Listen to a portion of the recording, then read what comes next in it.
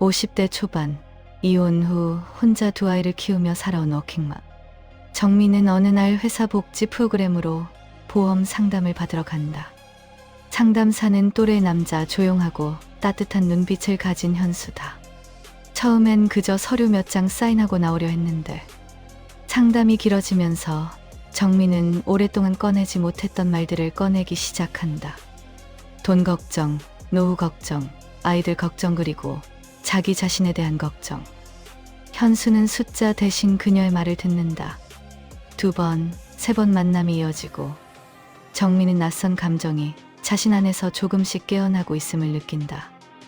오래 닫아두었던 문이 아주 조심스럽게 열리는 소리. 섹션 1. 다시 설레는 게 두려운 나이? 나는 요즘 아침마다 거울을 오래 보지 않는다. 예전엔 달랐다. 30 즈음엔 거울 앞에 서서 이것저것 고쳐보고 마음에 안 들면 다시 해보고 그러다 지각도 했었다. 그땐 그게 당연한 줄 알았다. 나를 꾸미는 일이 즐거운 줄 알았다. 지금은 그냥 빠르게 확인만 한다. 머리 단정한지, 셔츠에 얼룩 없는지. 그 정도면 충분하다. 어차피 아무도 나를 그렇게 자세히 들여다보지 않으니까. 올해로 53이다. 직장 생활 25년. 아이 둘 혼자 키운 지 7년. 이혼 서류에 도장 찍던 날 나는 울지 않았다. 울 기운도 없었고 사실 그때쯤엔 이미 많은 것들을 내려놓은 뒤였다. 기대도, 원망도, 그리고 어쩌면 나 자신도. 그날 이후로 내 삶은 아주 효율적으로 돌아간다. 아침 6시 기상, 애들 깨워서 밥 먹이고 7시 반 출근. 저녁엔 장 봐서 들어와 밥하고 설거지하고 빨래 돌리고 씻고 눕는다.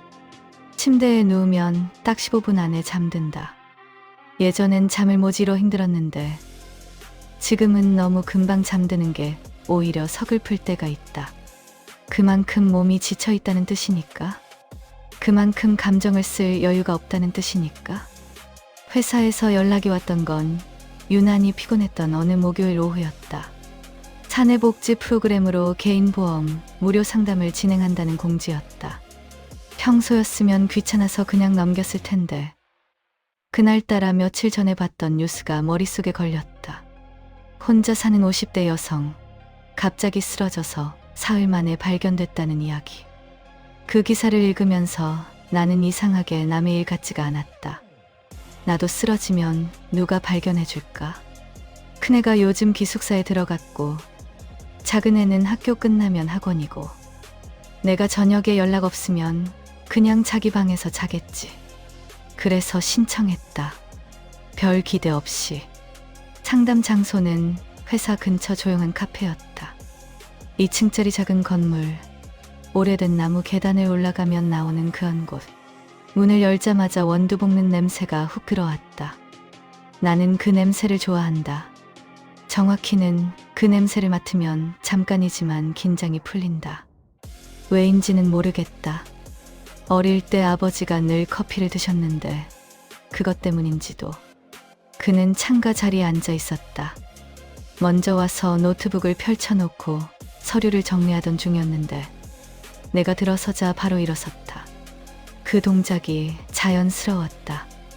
억지스럽지 않고 그렇다고 지나치게 공손하지도 않은, 그냥 당연하다는 듯이.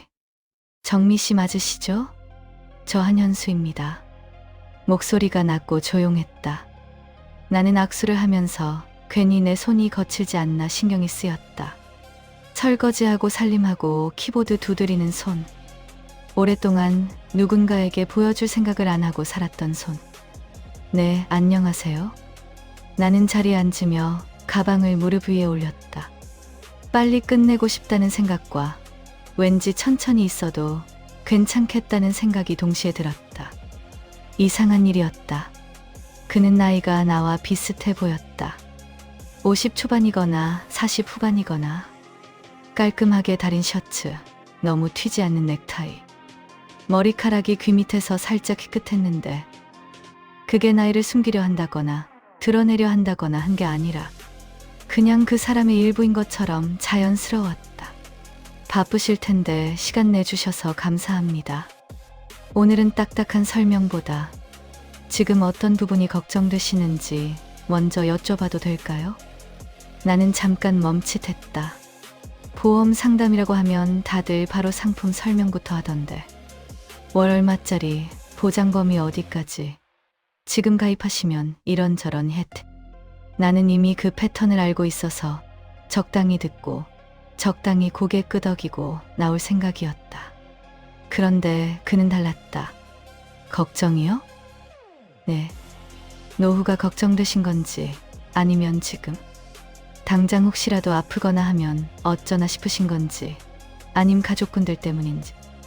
사람마다 다 달라서요. 나는 창밖을 잠깐 봤다. 11월이었다. 은행나무 잎이 다 졌고 길거리에 얇은 코트를 입은 사람들이 종종 걸음으로 지나갔다.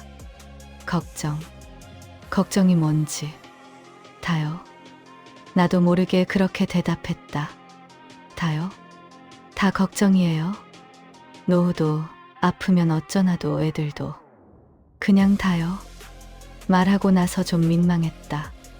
너무 많이 말한 것 같았다. 상담사한테 이런 말 할 필요 없는데. 그런데 그는 고개를 끄덕이면서 나를 이상하게 보지 않았다. 그냥 알겠다는 듯이. 그러시겠어요. 딱 그 한마디였다. 그런데 그 말이 이상하게 오래 남았다. 그러시겠어요. 나를 안쓰럽게 보거나 위로하려 하거나 해결책을 바로 내놓으려 하지 않고 그냥 당연하다는 듯이, 그럴 수밖에 없겠다는 듯이. 나는 그날 커피를 2잔 마셨다. 상담은 1시간 반이 걸렸다. 집에 돌아오는 버스 안에서 나는 창에 기대어 눈을 감았다. 가슴 어딘가가 묘하게 간질거렸다. 오랫동안 잊고 있던 감각이었다. 아직 이름을 붙이기엔 너무 이른 그런 감각. 섹션 2 두 번째 만남, 그리고 균열. 두 번째 약속은 내가 먼저 잡았다. 첫 상담이 끝나고 일주일쯤 지났을 때였다. 현수 씨가 문자를 보내왔다. 추가로 확인하실 서류가 있고 한 번 더 뵙고 싶다는 내용이었다. 짧고 깔끔한 문장이었다. 업무적인 톤이었다. 그런데 나는 그 문자를 3번 읽었다. 3번이나? 왜 3번이나 읽었는지는 나도 몰랐다. 그냥 다시 보고 싶어서 읽은 건지 아니면 내가 오독한 건 아닌지 확인하고 싶어서인지. 문자에는 아무런 감정도 담겨 있지 않았다. 그냥 업무 연락이었다. 그런데 나는 답장을 보내기 전에 잠깐 멈췄다. 언제가 좋으시겠냐는 질문에 나는 가장 빠른 날을 골랐다. 목요일 저녁 7시? 퇴근하고 바로 가면 되는 시간이었다. 애들한테는 회사 일이 좀 있다고 했다. 거짓말은 아니었다. 보험도 결국 회사 복지 프로그램이니까. 나는 그렇게 스스로를 납득시켰다. 그날 나는 퇴근 전에 화장실을 한 번 더 들렀다. 평소엔 안 그러는데 립스틱을 새로 바르고 머리를 한 번 쓸어내렸다.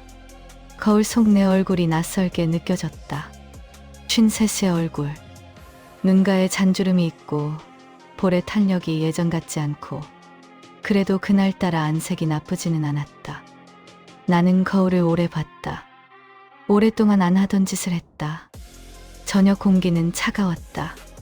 11월 중순에 서울은 해가 지고 나면 금방 어두워지고 가로등 빛이 아스팔트에 번지는 그 시간이 된다. 코끝이 시렸다. 나는 코트 단추를 잠그면서 걸었다. 발걸음이 이상하게 가벼웠다. 이 가벼움이 뭔지 잘 몰랐다. 불안한 건지 설레는 건지. 오랫동안 그 둘을 구분하지 않고 살았더니 이제는 헷갈렸다. 카페는 저번과 같은 곳이었다. 나무 계단에 올라가는데 발소리가 크게 났다. 조용한 공간이라 더 그랬다. 2층에 올라서자마자 그가 보였다. 저번과 같은 자리, 창가. 그런데 이번엔 노트북 대신 작은 수첩을 펼쳐놓고 있었다. 커피를 앞에 두고 창밖을 보다가 나를 발견하고 일어섰다. 또 그 자연스러운 동작이었다. 많이 기다리셨어요? 아니요. 저도 방금 왔어요. 사실 그는 꽤 일찍 와 있었던 것 같았다. 커피가 절반쯤 줄어 있었으니까. 나는 그 사실을 굳이 말하지 않았다. 그것도 왜인지 모르겠다. 자리에 앉자 그가 메뉴판을 내밀었다. 나는 따뜻한 걸로 달라고 했고 그는 자리에서 직접 카운터에 가서 주문하고 왔다. 작은 행동이었다.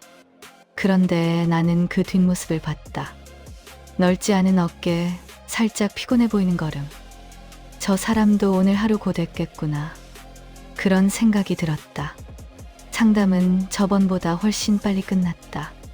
서류 몇 가지 확인하고 보장 항목 조율하고 월납입액 이야기하고 사무적인 부분은 30분 만에 정리가 됐다. 그런데 우리는 자리에서 일어서지 않았다. 그가 먼저 물었다. 아이들이 몇 살이에요? 업무 외 질문이었다. 나는 잠깐 망설이다가 대답했다. 큰애가 21, 작은애가 17이요. 많이 컸네요. 혼자 키우다 보니까 그냥 시간이 가더라고요. 정신 차리면 이렇게 됐어요. 힘드셨겠어요. 또 그 말투였다. 동정이 아니라 그냥 사실을 확인하듯. 그러셨겠어요. 그러시겠어요. 힘드셨겠어요. 그의 말은 늘 그런 식이었다. 내 상황을 가볍게 여기지도 과장해서 안타까워하지도 않고 그냥 있는 그대로 받아들이는 것처럼. 나는 그게 좋았다. 오랫동안 사람들은 나에게 두 가지 반응을 보였다. 대단하다거나 안 됐다거나 혼자서 잘 키운다고 추켜세우거나 그것 참 쉽지 않겠다고 혀를 차거나 어느 쪽도 편하지 않았다. 나는 대단한 사람이 아니고 그렇다고 불쌍한 사람도 아니니까 그냥 하루하루 살고 있는 사람인데 현수 씨는 내가 그냥 한 사람이라는 걸 당연하게 대하는 것 같았다. 현수 씨는요? 내가 물었다. 이것도 평소에 나답지 않았다. 상대방 사생활에 먼저 물어보는 편이 아닌데. 저요? 가족이요? 결혼하셨어요? 직접적인 질문이었다. 뵙고 나서 좀 당황했다. 그가 어색하게 웃을까봐. 그런데 그는 그냥 조용히 답했다. 이혼했어요. 오래됐습니다. 아이는 딸 하나 있는데 엄마 쪽에 있어요. 명절에 가끔 봐요. 말하는 방식이 담담했다. 덤덤하게, 그러나 상처가 아예 없는 척하지도 않는 방식으로. 나는 그 담담함이 어떤 시간들을 지나서 만들어진 것인지 알 것 같았다. 나도 그런 담담함을 갖기 위해 꽤 오랜 시간이 걸렸으니까. 비슷하네요, 저희. 내가 말했다. 그러네요. 그가 답했다. 그 순간 창밖에서 바람이 불었는지 나뭇가지가 흔들리는 게 보였다. 카페 안은 따뜻했고 우리 테이블 위 조명은 좀 낮게 드리워져 있었다. 내 손에 쥔 머그잔이 식어가고 있었는데 나는 그걸 알면서도 잔을 내려놓지 않았다. 손이 따뜻했기 때문에. 돌아오는 길은 걸어왔다. 지하철역까지 얇은 거리였는데 평소엔 빠르게 걷는 편인데 그날은 천천히 걸었다. 11월의 차가운 공기가 뺨을 스쳤다. 나는 그 차가움이 싫지 않았다. 오히려 또렷하게 느껴졌다. 지금 내가 걷고 있다는 것, 숨을 쉬고 있다는 것, 뭔가를 느끼고 있다는 것. 집에 와서 씻고 누웠는데 그날은 잠이 잘 오지 않았다. 천장을 보다가 눈을 감다가 다시 천장을 보다가 딱 15분 안에 잠든다는 나의 법칙이 그날은 깨졌다. 나는 그 사실이 이상하게 반가웠다. 잠 못 이루는 밤이 이렇게 오랜만이었다는 게 감정이 살아있다는 증거 같았으니까. 그리고 그게 두려웠다. 두려운 것도 오랜만이었다. 오랫동안 나는 두려워할 것이 없었다. 이미 겪을 것 다 겪었고 잃을 것 다 잃었고 그래서 겁날 게 없다고 생각했는데 지금 이 감정은 뭘까? 이 사람을 더 알고 싶다는 건지 아니면 그냥 오랜 고독이 잠시 흔들리는 건지 구분할 수가 없었다. 그냥 눈을 감고 누워서 그 원두 향기를 기억했다. 낮게 들이운 조명을, 식어가는 머그잔을, 그리고 창밖 나뭇가지를 보던 그의 옆 얼굴을. 잠은 새벽 2시가 넘어서였다.